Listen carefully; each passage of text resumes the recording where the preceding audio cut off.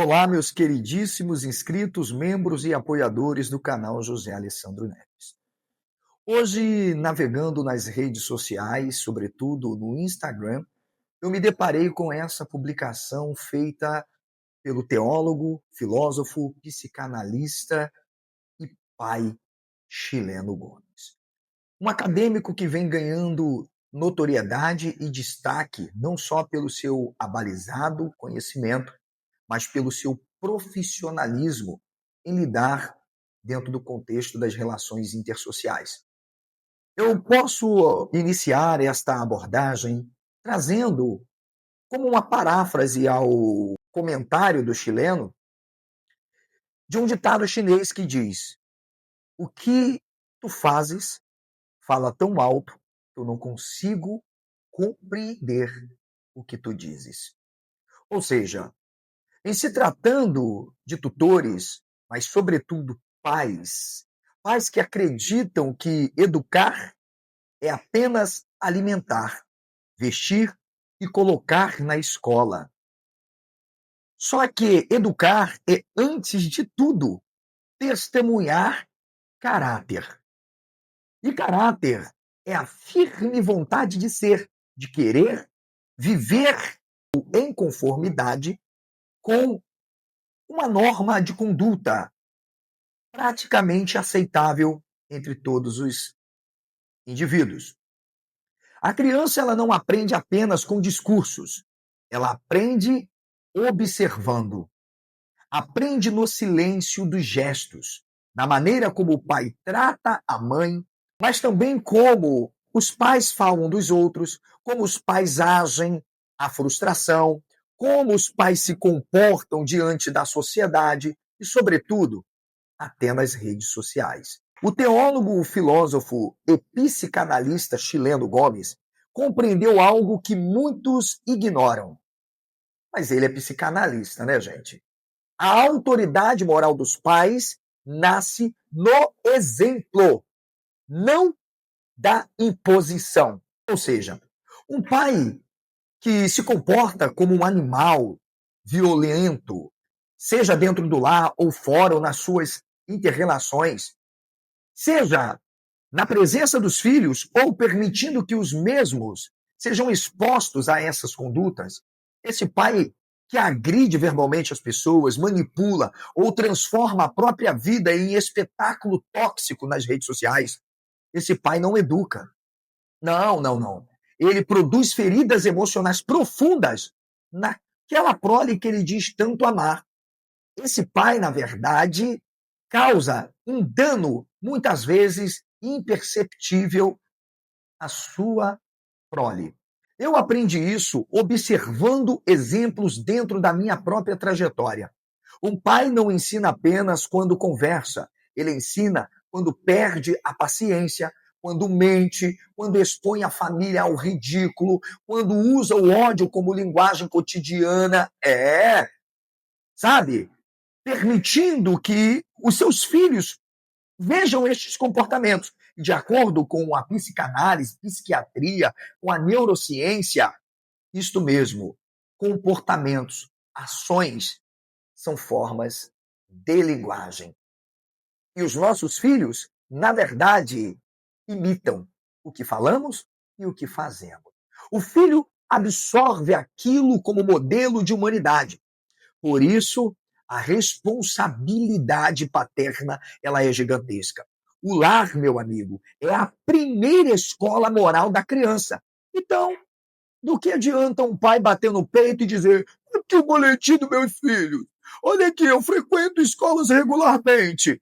Mas, fora desse contexto, agride a esposa, agride o vizinho, agride o pai, agride a mãe, agride os companheiros, e tudo isso num contexto observável, não apenas pela sociedade, mas pelos próprios filhos.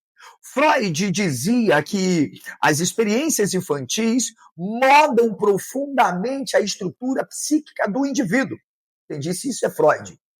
E olha, que antes de eu iniciar minha pós-graduação em psicanálise, eu já falava sobre isso.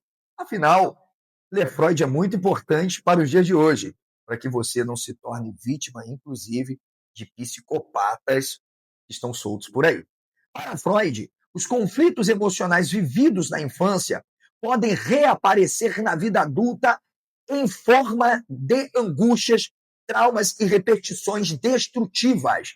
Só que tem pai que está tão fora de si que não vai compreender que esse tipo de conduta afeta diretamente o desenvolvimento psicoemocional do seu filho. Jacques Lacan alertava sobre a importância da função simbólica do pai. Ou seja, para Lacan, o pai não é apenas uma presença biológica, ele é uma referência ética. Tá? Ele estabelece o limite civilizatório. Sim, quando isto não acontece, o pai ele falha na sua função como sujeito, porque o seu filho vai crescer sem referências de respeito e responsabilidade. Eu não sou muito amante de Jung, mas eu não posso deixar de também me orientar por Jung. Jung dizia que, na verdade, essa reflexão de afirmar que os filhos carregam sombras emocionais herdadas do ambiente familiar, ela vai muito além. Por exemplo, pais emocionalmente desequilibrados, agressivos, narcisistas, frequentemente vão projetar nos seus próprios filhos aquilo que eles são. Ou seja, vão gerar conflitos nos filhos, gerando insegurança, culpa, sofrimento psicológico. O próprio Jung já compreendia que o exemplo moral é essencial para a formação saudável da personalidade. Eu poderia citar aqui outros grandes pensadores. Sim, eu poderia, que defendiam também a necessidade de um ambiente saudável, de desenvolvimento, seguro emocionalmente e que é dever e responsabilidade dos pais. Não poderia deixar de trazer o que vislumbrou a grande especialista Alice Miller, quando denunciou pais que silenciosamente agrediam seus filhos sem compreenderem que os seus comportamentos estavam causando um mal.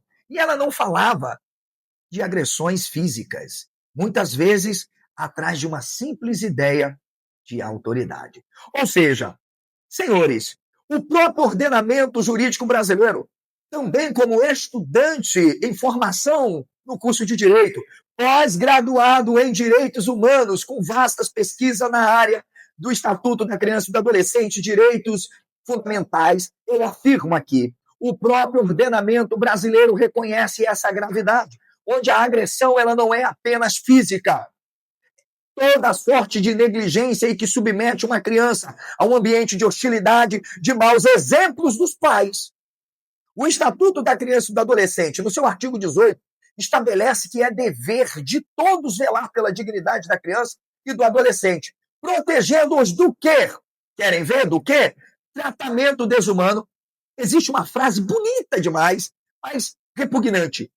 Comportamento vexatório, quando os pais não entendem que qualquer forma de agir na presença dos filhos pode expô-los ao ridículo. A criancinha não só passa o vexame naquele momento, ela passa na escola, passa entre os amiguinhos, passa nos ambientes extrafamiliares, porque aquilo se torna público e notório. Ou seja, o próprio Estatuto da Criança e do Adolescente nos impõe a responsabilidade e o dever de, se tratando, inclusive, de ambiente constrangedor, aterrorizante, tomarmos qualquer iniciativa. Portanto, eu quero dar um conselho a você que está me assistindo agora. Se você souber que o seu vizinho vive brigando, vive ali tacando panela, com todo tipo de hostilidade, e nesse ambiente existe uma criança, denuncie sim ao conselho tutelar, porque essa criança, ela não tem condições de se autoproteger. E ela está sendo vítima justamente do que está positivado no artigo 18 do Estatuto da Criança e do Adolescente. Eu vou reafirmar aqui. Veja, é dever de todos velar pela dignidade da criança, do adolescente, protegendo-os de tratamento desumano, vexatório, constrangedor e aterrorizante. Sabe aquele tipo de pai, seja fora da rede social ou dentro da rede social, vive como um animal, violentando pessoas, atacando. não se preocupando com a sua conduta? Pois bem, já no artigo 13 do mesmo estatuto, e olha que eu tentei dar uma aula dessa aqui, gente, no meu canal, mas eu acho que, na verdade, me interpretaram de uma maneira muito distorcida. Ou será que não foi criminosa a maneira com que eu fui interpretado? Mas tudo bem. Veja, quando a gente tem conhecimento de algo desse tipo, nós estamos diante de uma situação de violência. O artigo 13 diz que nesta situação nós devemos tomar posições, porque vai haver um dano emocional e psicológico. Sabe, é drama mesmo, gente, não é mimimi. São questões sérias, humanas e jurídicas, e, portanto, devemos tomar toda a iniciativa. Olha, o chileno, ele não quis simplesmente chamar atenção para o comportamento propriamente dos pais em si, mas para a importância e alcance e dimensão com que isto pode ter para os próprios filhos. Ou seja, nas redes sociais, essa responsabilidade se torna ainda maior, porque aqui tudo se compartilha. Coisa feia, né? Em grupo de WhatsApp, todo mundo compartilhando aquele vídeo de um pai violento, fora de si. Eu não vou nem dar continuidade nisso aqui, sabe? Exibindo conflitos claros entre pessoas que, na verdade, discordam dentro de certos contextos, humilhações públicas, não é? E é quando alguns desses pais tentam normalizar esses comportamentos e transformam em criminosos aqueles que repudiam esse tipo de conduta. Sabe? A criança observa tudo. O celular virou uma sala de aula moral aberta 24 horas por dia. E mesmo que em casa ele não tenha um celular, já dizia eu lá em 2024, 2025, o coleguinha na escola tem um celular. Ele também usa o YouTube, Facebook, tudo isso na velocidade da luz. Pois bem, então, o verdadeiro pai não é o que grita mais alto, mas aquele que inspira respeito pela coerência. Tenho 50 anos de idade, não sou um pai melhor do que nenhum outro pai. Eu sou um pai diferente. Um pai que, inclusive, obteve a guarda provisória por 2 anos dos filhos e deu a eles todos os cuidados necessários, além de tudo, um bom exemplo para que eles, agora em fase adulta, pudessem dizer: eu quero ser o pai que o Senhor foi para nós. Isso é lindo demais. Ai, chora não, bebê. Não é o que exige honra, mas é o que honra a própria família com maturidade, equilíbrio e com ética. Ei, corta para mim aqui, papai. Vem cá, tutor. Ei, é para você que eu estou dizendo. Ser pai é compreender que cada atitude pode construir ou destruir emocionalmente um filho. Eu me lembro que, após o meu divórcio, uma das primeiras estratégias que eu tive para proteger a integridade dos meus filhos era, na verdade, senhores, jamais ficar tocando qualquer assunto próximo deles ou que chegasse aos ouvidos dele em relação aos meus dilemas com a sua mãe.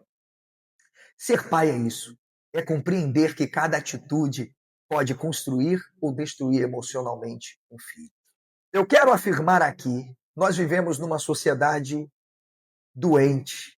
E é nesta sociedade que muitas vezes os lares estão, vou dizer, emocionalmente destruídos. Aqui no YouTube todos se passam como bons pais, todos se passam como pais exemplares. Por que, professor? Ah, porque eu estou dando pão, eu estou dando leite, não falta o danoninho. Olha a minha geladeira. Queria eu que todo bom cuidado de um pai para o filho fosse isso. Mas há algo muito mais. Do que adianta uma criança ter o que comer e beber, mas vive num ambiente de muita hostilidade? Sabe, talvez eu esteja falando a coisa certa de maneira errada ou tenha falado de maneira errada. Talvez eu tenha aprendido, inclusive, com meus próprios erros e na minha maneira de comunicar aquilo que deve ser comunicado e jamais silenciado. Eu preciso estar aqui trazendo para você essa reflexão profunda no meu canal, a partir justamente deste comentário feito, publicado lá no Instagram do Chilenos. Talvez esteja aí uma das reflexões mais profundas que me faz, na verdade, admirar o chileno Gomes. Me faz muito mais, vamos dizer, enaltecê-lo como teólogo, mas como um pai. Antes de querer transformar o mundo. Senhores, o ser humano deve aprender a não destruir emocionalmente aquilo que ele chama de filho. Mas, infelizmente, não podemos dizer que isto não esteja acontecendo. O ser humano deveria aprender a não destruir emocionalmente aqueles que chama de filho. Que isto fique como reflexão. Que isto não seja usado como objeto acusatório de que eu não tenho culpa se hoje nas redes sociais há um outro fenômeno tomando alguns. O fenômeno da paranoia. Porque, afinal, tudo que se fala tem endereço e tem sujeito. Mas comigo, isso não vai colar. Que este conteúdo sirva de orientação mais do que você possa imaginar, para que você jamais tolere toda e qualquer forma de violência contra a criança, e que não precisa ser só fisicamente, ou ainda que não possa ser somente os cuidados alimentares. Um beijo no coração, o meu abraço ao Chileno Gomes por essa magnífica publicação, e que eu espero que os pais tenham tomado vergonha na cara após lerem este texto e passem a ser bons exemplos para os seus filhos. Pai, você é mil, é a minha inspiração. No seu coração encontro proteção.